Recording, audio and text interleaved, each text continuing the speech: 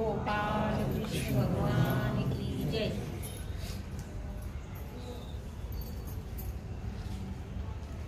तरी फळरूप ते सुख त्रिगुणी भेदले देख विवंश आता चोख चोखी बोली। भगवान सिद्धेश्वराच्या असीम कृपेनं श्री रुक्मिणी पांडुरंगाच्या चरणाजवळ बसून श्री सद्गुरु ज्ञानेश्वर महाराज, श्री जगद्गुरु तुकाराम महाराज, श्री संत एकनाथ महाराज यांच्या चरण सान्निध्याने आपण सर्वजण मिळून महान ग्रंथराज ज्ञानेश्वरीच्या 18व्या अध्यायाच्या 768 ओळीचा आपण विचार करतो आहोत।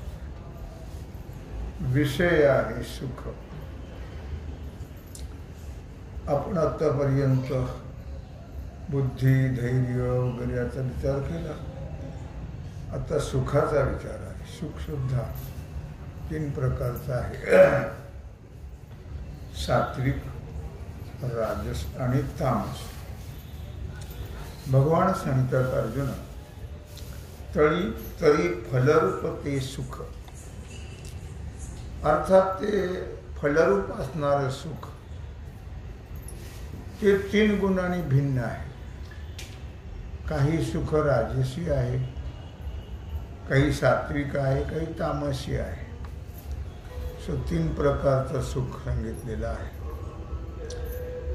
आता सुरुवातीला शुद्ध सात्विक सुख कसं असतं त्याचा विचार भगवान अर्जुनाला सांगताय।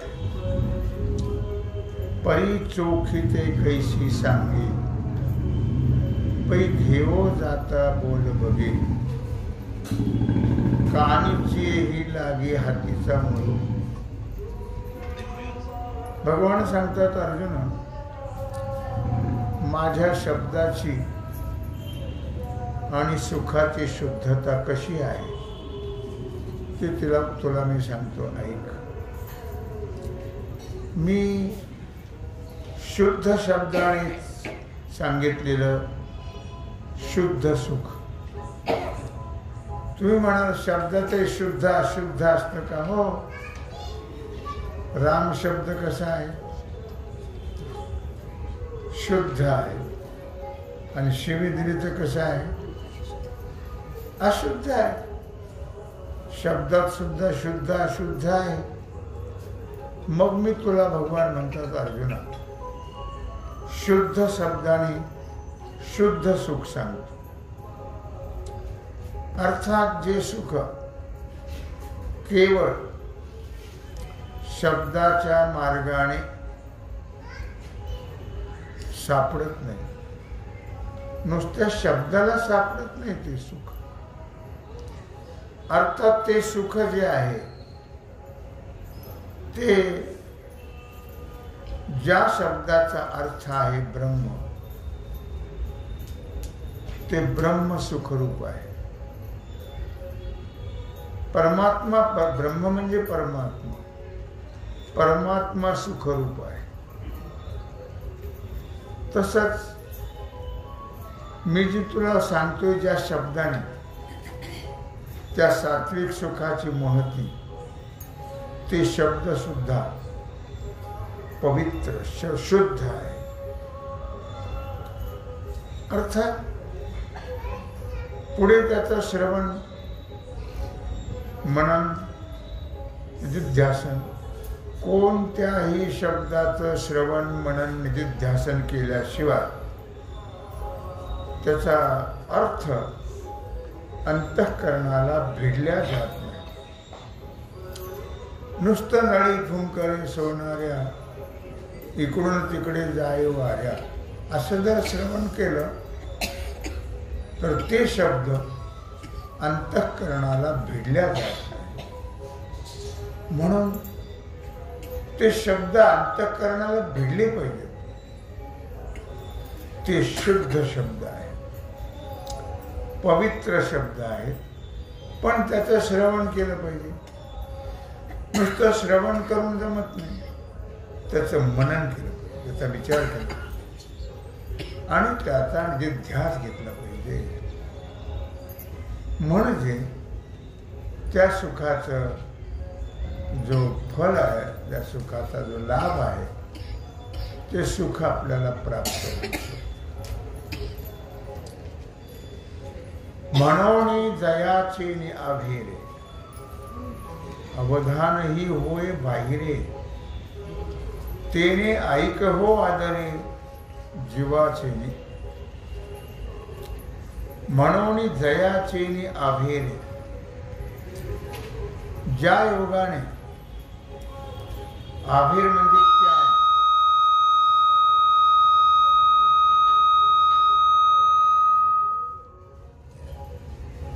आभेर म्हणजे त्याग. बाहेरचं जे ऐकणं आहे त्याचा आवेर केलं पाहिजे, तरच परमात्मा सुख, परमात्म्याबद्दल कळेल आपल्याला.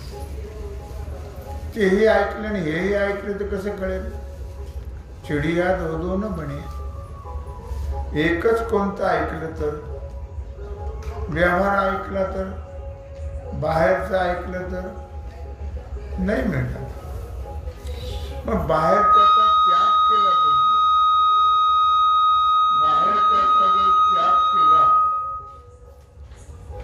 तरच अशा प्रकारे ते ऐकायला मिळेल.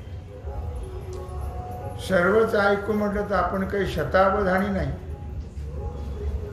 100 माणसं एकदाच बोलले तर असं काही एखादा माणूस असतो की ते प्रत्येक काय बोलला ते सांगतो.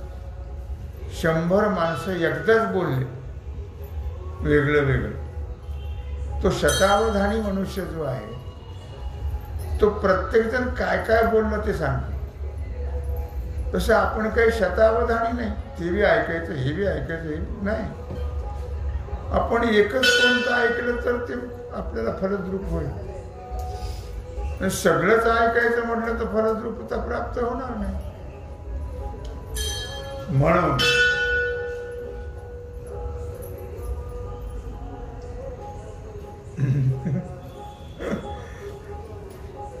म्हणून जयाचे आभेरे, अवधान ही होय बाहेरे. म्हणून बाहेरचं जे आहे त्याचा त्याग करावा लागतो. बाह्य जे विषय आहेत, बाह्य जो व्यवहार आहे ते भगवान सारखं म्हणतात अर्जुनाला, अवधान अवधान अवधान. याचा अर्थ असा की तो एकाग्रतेने माझं मी सांगतो ते ऐक. सर्वच ऐकायचं म्हटलं तर ते एकही फलद्रूप होणार. म्हणून या ठिकाणी सुद्धा अवधानाची होय बाहेरे.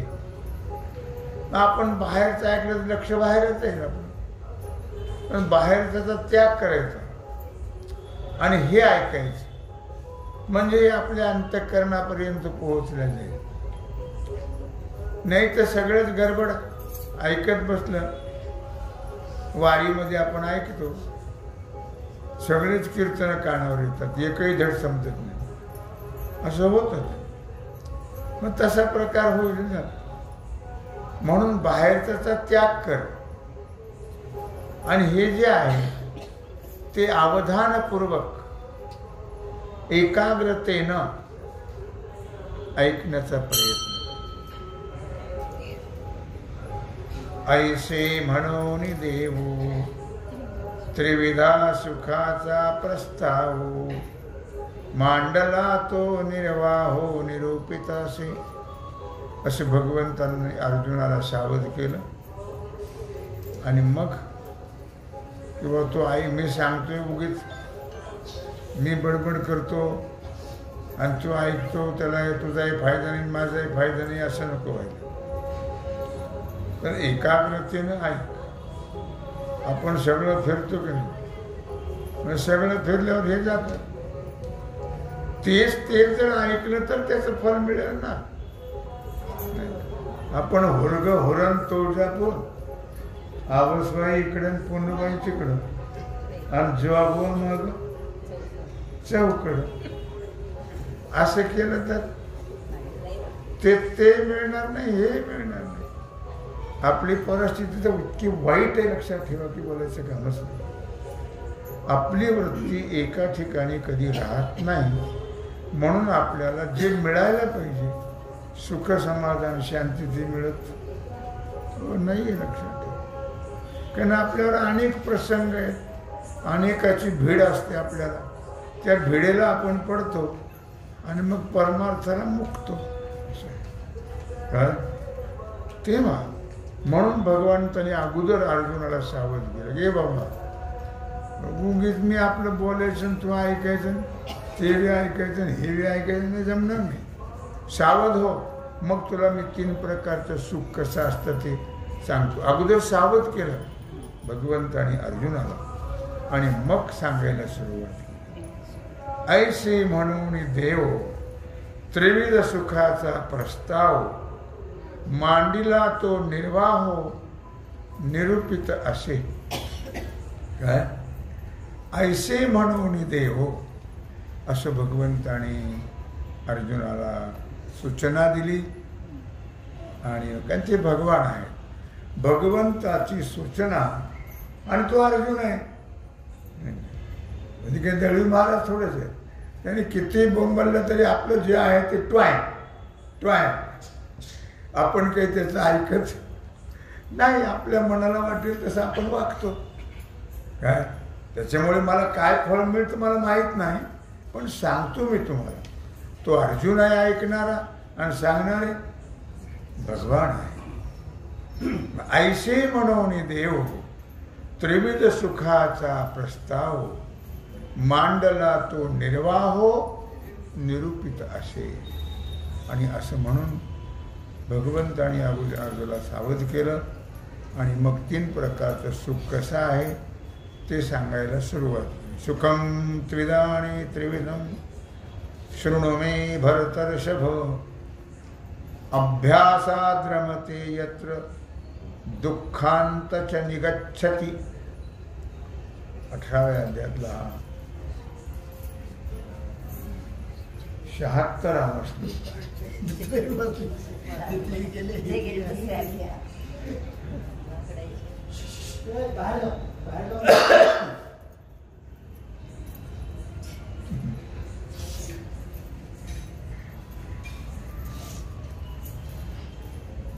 तोच विषय चाललाय ना आपला. सुखम त्रिविधानि त्रिविधम शृणु मे भरतर्षभ अभ्यासाद् रमते यत्र दुःखांतंच निगच्छति. हे भरतश्रेष्ठा, भरतवंशीय अर्जुना, आता तू या माझ्याकडून 3 प्रकारचं सुख ऐक. ज्या सुखाच्या ठिकाणी मनुष्य ध्यान श्रवणादिक साधनाच्या अभ्यासाने,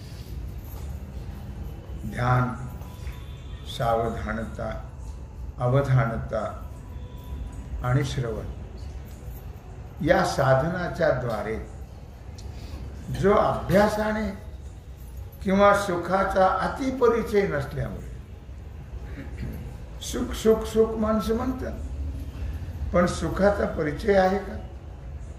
कशालाही सुख म्हणतात आणि कशाच्याही मागे माणसं पळत राहतात. आणि त्याचा अंतर्भाव दुःखात, शेवट दुःखातच अंतर्भाव होतो त्याचा.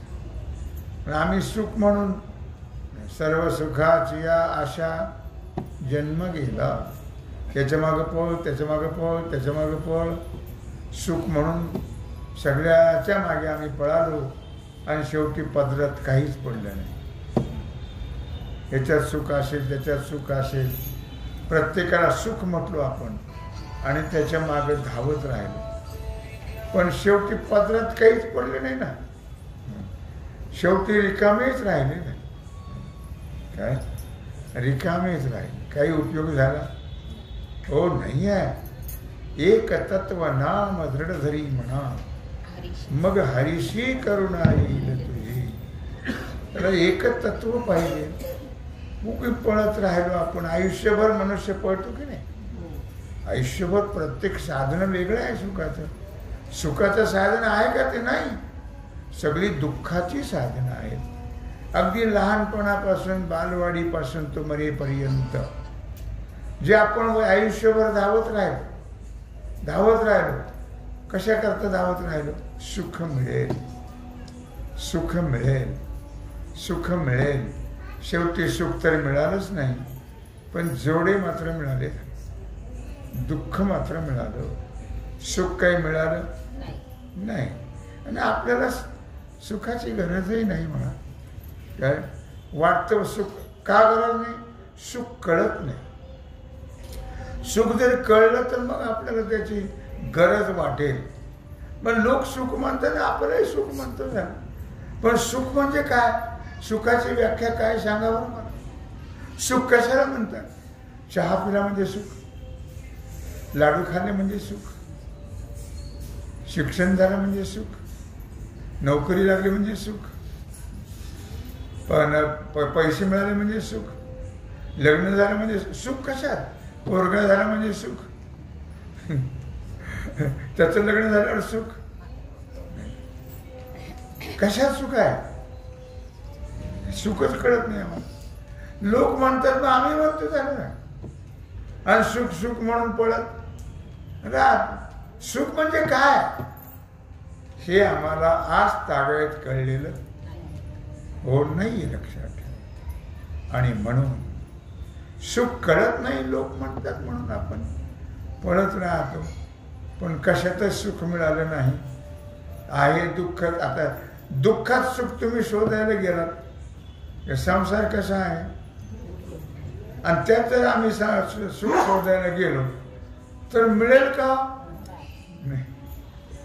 अग्नीत हात घातला म्हणजे थंडावा प्राप्त होईल. आता कसं ते अग्नी हा दाहक आहे, त्याच्याच कसं काय आपल्याला थंडावा मिळेल?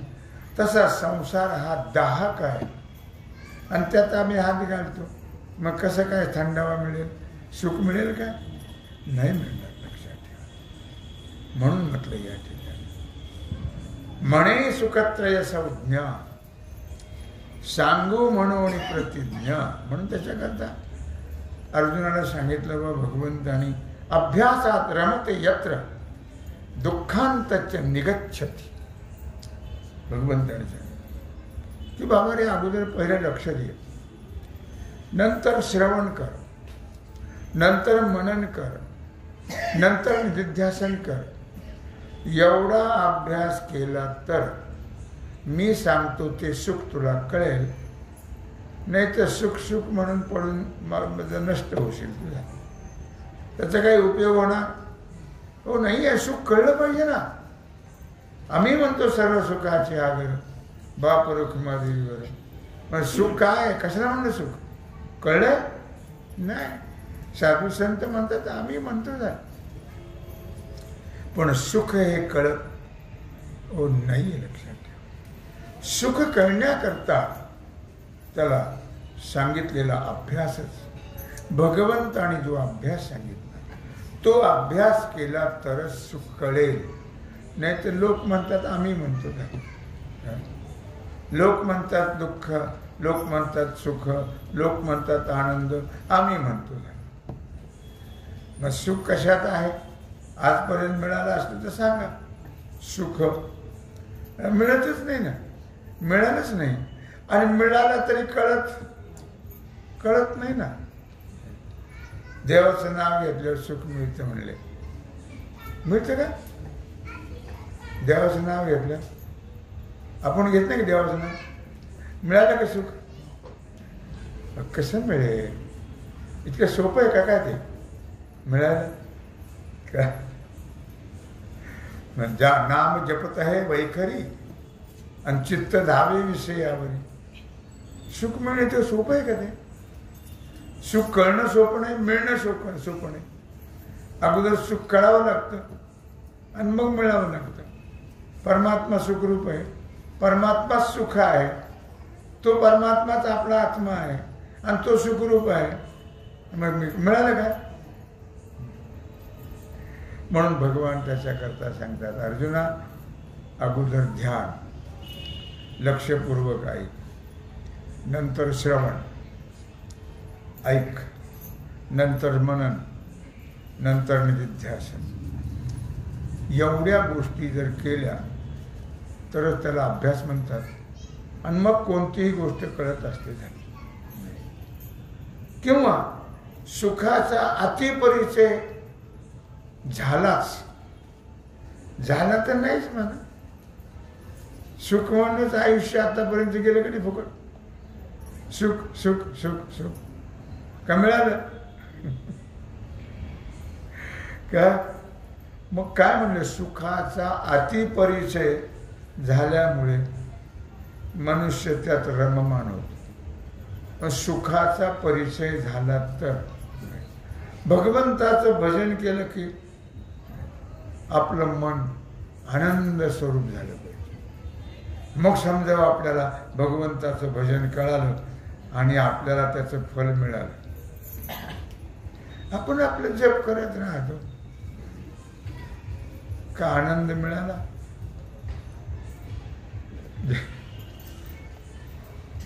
का हो, जप करतो आपण. इथे येणारी माणसं सगळी जप करणारी आहेत असं मी समजतो, अशी माझी भावना आहे. किंवा इथे येणारी माणसं सगळे देवाचं भजन करणारे आहेत. मग भजन केलं तर आनंद मिळाला का? नियम म्हणून करतो आम्ही. एका दुसऱ्या जागर करायचा, केला जागर, आनंद मिळाला. चालत आलं म्हणून करतोय आम्ही, काय मिळालंय? मिळालं असलं तर खूप चांगली गोष्ट आहे. काय पण मिळालं पाहिजे. हो, भजन करताना त्यात रममान झालं पाहिजे, तद्रूप झालं पाहिजे, एकरूप झालं पाहिजे, आनंदरूप झालं पाहिजे. म्हणजे भजन केलं असं समजा. नाही तर आपलं पिछेशी आहे आणि आगे धकाई, आपला नियम म्हणून आपण भजन करतो. काय कुणाचं शनिवारी असतं, कुणाचं सोमवारी असतं, कुणाचं एकादशीला असतं. काय अशी ठरलेली भजन आहेत. पण नियम म्हणून करतात का? काय आनंद मिळतो? काय नियम म्हणून करतात. आपले मागचे लोक करत होते पहिले, आपण ते चालवायची काठी म्हणून करतो की नाही? आई वडिलांची वारी होती, आता तेही होईना मला. दोष आहे की नाही तो? काय आमच्या आई वडिलांची वारी आहे पंढरीची, मला कुठं होती आता. मंडळीची होती महिन्याची वारी, मला बी नेत होते. आता ते जमाना वारी आहे ना, नियम काय नियमाचं आहे का नाही ते? पण नियमाने ते केलं तर आनंद मिळतो की नाही? पण मिळतो का आनंद ते अवघडच आहे. काय करावं, केल्यानंतर त्यात सुख मिळावं, त्यात आनंद मिळावा, त्यात शांतता मिळावी, त्यात आनंद मिळावा, सुख शांती समाधान मिळावं. म्हणजे आपण करतो त्याचं फल मिळालं असं नाही. ते पिछेशी आहे ना आगे धकाई. माझ्या वडिलाची मिराशिका देवा आणि तुझी चरण सेवा पांडुरंग. माझे वडील तुझी पूजा करत होते म्हणून मी हे करतो. का आनंद मिळाला? का मिळतो? का मिळण्याचे प्रयत्न केले आम्ही? का आनंद कळला आम्हाला? अवघड का सोपं आहे? सोपं आहे. तुका म्हणे सोपे आहे सर्वाहुनी, शहाणा तो धनी घेत असे. आपण करतो त्याच्यात आयुष्यभर करत आलो. आपण ते करत असताना आपण त्या आनंदात एकरूप व्हावं, झोप नाही लागावी. करता करता आनंद होतो ना. आनंद झाला की फलद्रुपता झाली प्राप्त. झोप नाही लागत.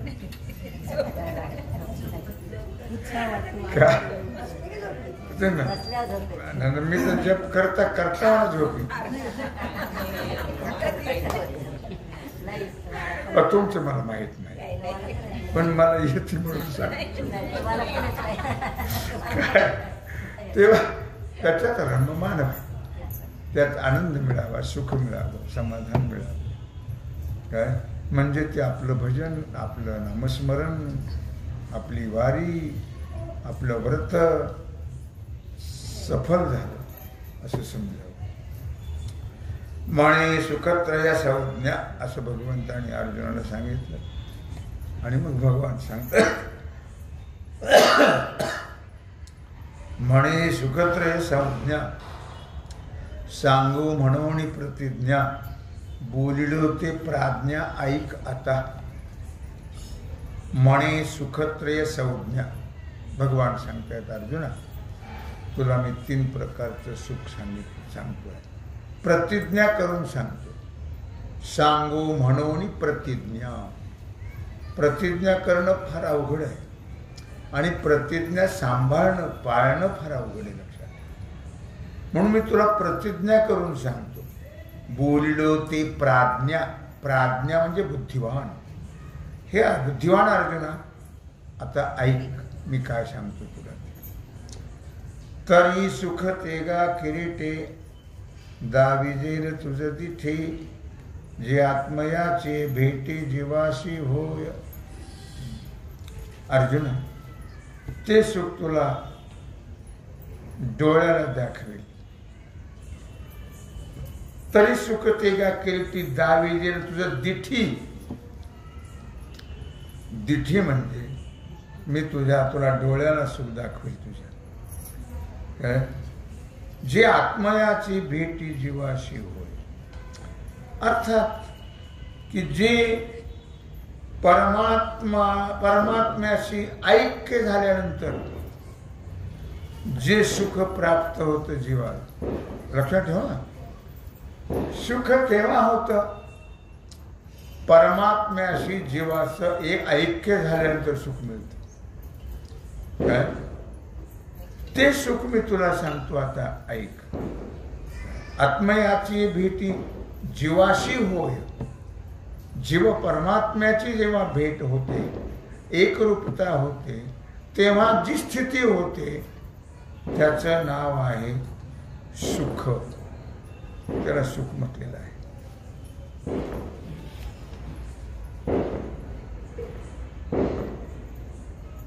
परी मात्रेचे मापे दिव्य औषध जेपे जेवी घेपे का कथिलाचे की जे रूपे रस भावनी. परी मात्रेचे मापे दिव्य औषध जैसे घेपे. दिव्य औषध चांगलं आहे पण ते मापून घ्यावं लागतं. त्याने हे सांगितलं 2 ग्राम घ्या, अर्धा चमचा घ्या. त्याला काय होतं चमच्याभर घेतलं तर नाही जमायचं. त्याचे मात्रा सांगितले त्या मात्रेप्रमाणे घेतलं तर त्याचं फल मिळेल नाही का. अर्धा चमचा सांगितलं एक घेतलं तर काय बिघडलं, त्याला फळ नाही मिळायचं. त्याचं ती मात्रा ठरलेली आहे ना. काय परी मात्रेची मापे दिव्य औषध जैसे घेपे. जसं ती मात्रा सांगितली त्या मात्रेप्रमाणे जर औषध दिव्य घेतलं किंवा तर त्याचा फल मिळेल, नाही तर मिळणार नाही. का कथिलाचे की जे रूपे रस भावनी. किंवा कथिल जे असतं त्या कथिलाला काही वनस्पतीच्या भावना दिल्या की जी चांदी तयार होते. वनस्पतीच्या रसाच्या भावना दिल्या की त्याची चांदी तयार होते. भावना देणं म्हणजे काय? तो रस काढायचा, तो कथिलाला लावायचा आणि ते त्याच्या ठरलेल्या वेळेप्रमाणे ते ठेवायचं. मग ते एकरूप झालं रसन ते कथिल की पुन्हा लावायचा की पुन्हा ते ठेवायचं. असे त्याला भावना म्हणतात. त्या भावना देणं म्हणजे त्याचं काही कालाने ठरलेल्या जेवढ्या मात्रा आहे तेवढ्या भावना त्याला दिल्या त्या कथिलाला की त्या कथिलाची चांदी बनलेली जाते. दृष्टांत दिलाय. नाना लवणाचे जळ होवावया दोन्ही चार वेळ, देऊनी सांडिजती ढाळ तोयाचे जेवी. नाना लवणाचे जळ होवाया दोन्ही चारी वेळ. भगवान सांगतात किंवा मिठाचं पाणी होण्याच्या करता 2-4 वेळ ते पाण्याचे हापके त्याला द्यावे लागतात. पाणी त्याच्यावर शिंपडावं लागतं 2-4 वेळेस, म्हणजे मग त्या मिठाचं पाणी तयार होतं. एकदम लगेच तयार होत नाही आहे. काय म्हटलं? होवावया 2-4 वेळ, देऊनी सांडिजती ढाळ तोयाचे जेवी. जसं ते पाण्याचे हापके त्याला दिले की त्याचं जसं ते पाणी होतं तयार मग. जेवी तेवी झाले ने सुखलेसे, जीव भावी लिया अभ्यासे, जीवपणाचे नासे दुःख जेथे. मग ते असं जसं मिठाचं उदाहरण दिलं, मात्र औषधाचं उदाहरण दिलं, त्याप्रमाणे तेवी झाले नि सुख लेशे, जीव भाविलिया अभ्यासे, जीवपणाचे नासे दुःख जेथे. त्याप्रमाणे परमात्म्याशी ऐक्य झाल्यानंतर ते पुन्हा सुख कमी व्हायला नाही पाहिजे. तो आनंद तसा राहायला पाहिजे. परमात्म्याशी एकरूप झाल्यानंतर पुन्हा वेगळं नाही व्हायला पाहिजे. तो आनंद, ते समाधान, ते सुख ते टिकून राहिलं पाहिजे, नित्य. म्हणून म्हटलं नित्यानंदापुढे आनंद तो कोण. नित्य आनंद तू मिळाला पाहिजे. तेवढ्यापुरतं भजन केलं, चहा पिले, मस्त वाटलं, प्रसाद खाल्ला, पुढचा आनंद कुठे राहिला? नाही राहिला. तो आनंद तसा टिकला पाहिजे. ती आनंद स्वरूपात आपल्याला प्राप्त झाली पाहिजे. मग समजायचं आपण की आपलं भजन, आपला जप, आपलं ध्यान, सगळंच श्रवण मनन निधिध्यासन काय असेल ते सर्व आपलं फलद्रूप झालं हे तेव्हा समजायचं. तो आनंद टिकला पाहिजे. तो आनंद टिकत नाही ना, तेवढ्यापुरतंच काय मजा वाटली नाही का चहा पिताने. पण आता कुठे आहे कोण तो आनंद? चहा पिताने 4 वाजता चहा केला, तो पिल्यानंतर बरं वाटलं तेवढ्यापुरतं. आता तो आनंद आहे का? हो, नाही आहे. तसं तो आनंद टिकला पाहिजे. त्याला महत्व आहे, लक्षात ठेवा. म्हणून म्हटलं या ठिकाणी तेवी झालेली सुखलेशे, जीवी भावी लिया अभ्यासे, जीवपणाचे नासे दुःख जेथ. तसं त्या परमात्म्याशी ऐक्य झाल्यानंतर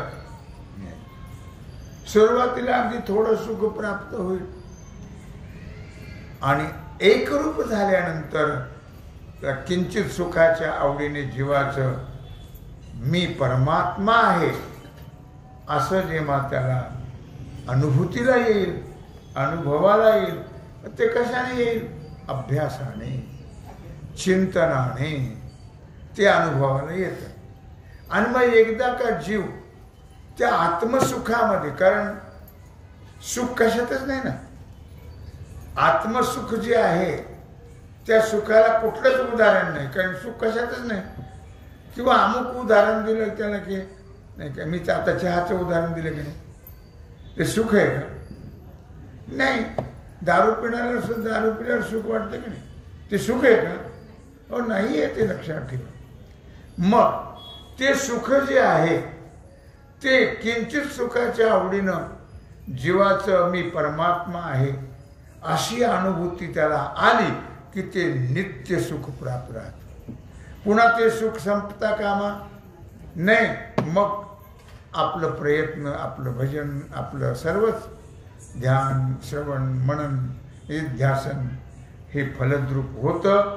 आणि मग त्या सुखामध्ये जीव अखंड जीवपणाचे नासे दुःख जेथे. तो अखंड रममाण होतो त्या सुखामध्ये तो जीव, आणि जीवपणाच संपल्या जातो. असं त्या सुखाचं महत्व आहे. ते भगवान सात्विक सुखाचं महत्व अर्जुनाला सांगता आहेत. तेव्हा झालेली सेवा भगवत चरणी समर्पित करून राहिलेला जो सुखाचा विषय आहे तो आपण उद्या पाहू. पुंडलिक वरदा श्री ज्ञानदेव ओम नमः माता विश्वात्मके येने